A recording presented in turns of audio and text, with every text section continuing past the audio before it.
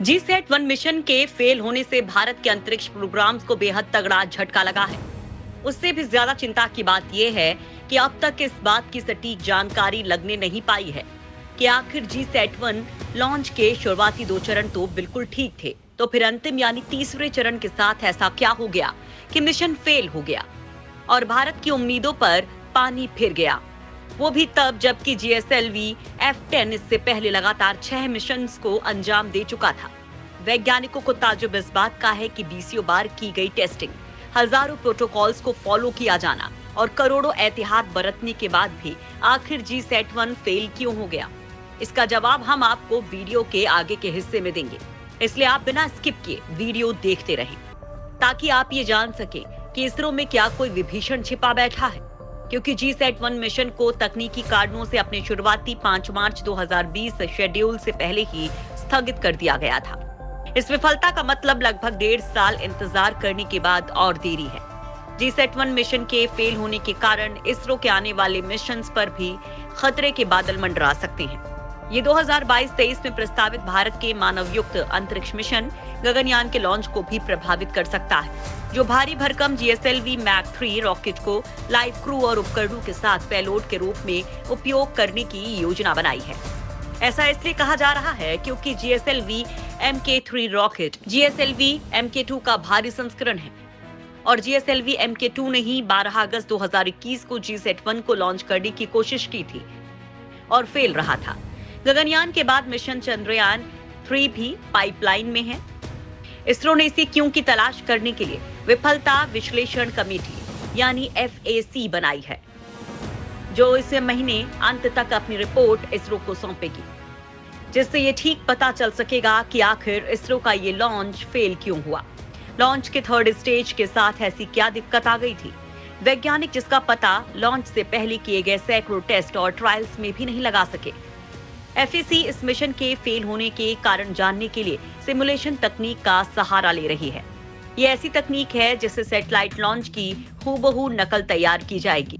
इसे आसान भाषा में समझे तो इसरो कंप्यूटर डेटा, लॉन्च की जानकारी, लॉन्च के वक्त हवा की स्पीड, वातावरण का तापमान, नमी वगैरह को कंप्यूटर में दर्ज करके एक सिमुलेटर के जरिए ठीक वैसा ही माहौल तैयार करते हैं जिसमें वो लॉन्च हुआ था। इसके बाद खास तौर पर डिजाइन किए गए कंप्यूटर प्रोग्राम्स और इसके लिए डेडिकेटेड हार्डवेयर के जरिए वैज्ञानिक ठीक उसी तरह की लॉन्च परिस्थितियां बनाते हैं जो मिशन के हादसे वाले वक्त पर थी। फिर इस सिमुलेशन के जरिए वैज्ञानिक पता कर सकते हैं कि तीसरे चरण में आखिर गड़बड़ क्या हो गई, क्योंकि इसरो ने GSAT-1 लॉन्च के पहले हर वो टेस्ट कर लिया था और हर वो एहतियात बरत ली थी जो लॉन्च के लिए जरूरी था। लॉन्च की सभी प्रणालियों ने सभी जमीनी परीक्षणों में तय मानकों के मुताबिक परफॉर्मेंस दिया था। इतना ही नहीं, PSLV Mk2 इससे पहले तकरीबन 6 सैटेलाइट लॉन्च को बाखूबी अंजाम दे चुका था। फेल्योर असेसमेंट कमेटी ने शुरुआती दौर में पाया है कि इंजन को काम करने के लिए तैयार करने की प्रक्रियाओं में किसी एक में भी खराबी आ गई होगी।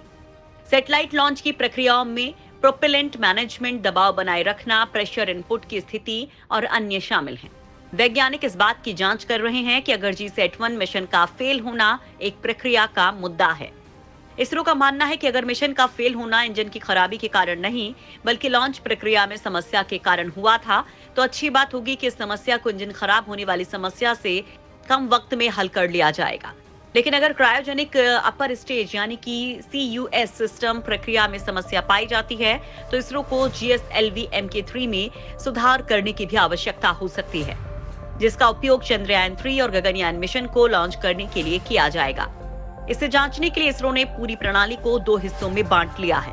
पहली है इंजन और रॉकेट का आर्किटेक्चर, जो Mk2 और Mk3 में अलग अलग है, समान नहीं है, और दूसरा है कुछ प्रक्रियाएं जैसे टैंक और प्रोपेलेंट का प्रबंधन।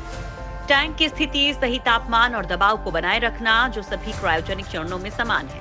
इसको लेकर इसरो को भरोसा है कि Mk3 के सभी मिशन अब तक सफल रहे हैं, लिहाजा इस वर्ग के रॉकेट्स के भविष्य के कार्यक्रम प्रभावित नहीं होंगे। लेकिन दोनों रॉकेट्स के 3rd स्टेज इंजन में कई चीजें समान हैं, लिहाजा GSLV F10 के क्रायोजेनिक अपर स्टेज में अगर कोई परेशानी आई तो भी भारत के अगले मिशन यानी चंद्रयान 3 और मिशन गगनयान को भी डिले करना पड़ सकता है। भारत GSAT-1 के लॉन्च फेल हो जाने के बड़े झटके से अभी जूझ रहा है, क्योंकि उसे GSAT-1 जैसा एक नहीं, अभी कई और सैटेलाइट्स चाहिए। लेकिन इसका पहला लॉन्च ही सफल नहीं हो सका। 2.2 टन जियो इमेजिंग सैटेलाइट 1 यानी GSAT-1 सैन्य उपयोग के लिए रणनीतिक डेटा भारत तक पहुंचाने के लिए डिजाइन किया गया था। यानी इसकी नजर से ना तो LAC पर चीन की चालबाजियां छिपी रहती और ना ही LOC पर पाकिस्तान का पाप। GSAT-1 मौसम की स्थिति, कृषि, वानिकी, प्राकृतिक आपदाओं पर नजर रखने के लिए भारत की तीसरी आंख साबित होता। GSAT-1 समुद्रों, नदियों और इनमें होने वाले छोटे से छोटे बदलावों को पकड़ने के लिए डिजाइन किया गया था। मिशन की विफलता ऐसे समय पर सामने आई जब भारत न केवल देश भर में प्राकृतिक आपदाओं की एक श्रृंखला का सामना कर रहा है, बल्कि उत्तरी और उत्तर पूर्वी सीमाओं पर सैन्य चुनौतियों का भी सामना कर रहा है। इसरो वैज्ञानिकों ने शुरुआती जिस जानकारी को देश के सामने रखा था, वो है geosynchronous satellite launch vehicle F10 में GSLV Mark II रॉकेट का महत्वपूर्ण उपग्रह ले जाने वाला तीसरा चरण यानी क्रायोजेनिक स्टेज शुरू करने में फेल रहा। भले ही इसरो इसे तकनीकी समस्या बता रहा हो, लेकिन GSAT-1 अगर सफल रहता तो इसरो ऐसा ही एक और सैटेलाइट अंतरिक्ष में भेजने की तैयारी में था।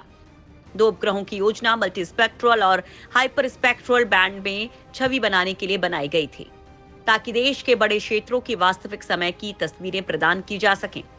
ये सैटेलाइट हर 5 मिनट में टारगेटेड इलाके की तस्वीरें और हर 30 मिनट में 42 मीटर के रेजोल्यूशन वाली तस्वीरें भारत को उपलब्ध कराता। सैन्य लिहाज से देखा जाए तो GSAT-1 सैटेलाइट दुश्मन की हर हरकत पर नजर रखने के काबिल सैटेलाइट था, लेकिन लॉन्च फेल हो जाने से अंतरिक्ष में CCTV लगाने का भारत का सपना भी चकनाचूर हो गया। हालांकि उम्मीद की जा रही है कि इसरो GSLV F10 के क्रायोजेनिक स्टेज की नाकामी का कारण जल्द से जल्द खोज पाएगा, ताकि भारत को अपने आने वाले मिशंस में देर ना करनी पड़े।